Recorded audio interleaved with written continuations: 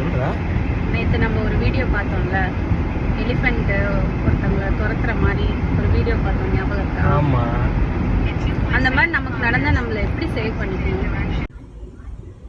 மணி, யானை நம்மளை துரத்துது அப்படின்னா அது துரத்தும் போது நம்ம ஸ்ட்ரெயிட்டாக ஓடக்கூடாது. ஸ்ட்ரெயிட்டாக ஓடாமல் வளைஞ்சு வளைஞ்சு ஓடணும். ஸோ அப்படி இருக்கும்போது யானை வளைஞ்சுன்னா எப்படி? ஜிக்ஸாக் மாதிரி. ஓகே.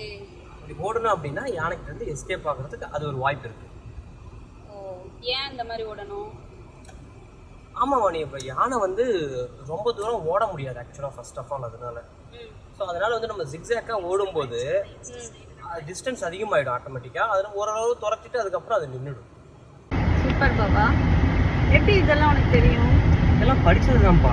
எங்க இந்த மாதிரிலாம் எனக்கு எந்த ஸ்கூல்லையும் சொல்லியே தரலையே, உனக்கு எப்படி சொல்லியிருக்காங்க? இதெல்லாம் சின்ன வயசில் படித்த ஞாபகம் மணி.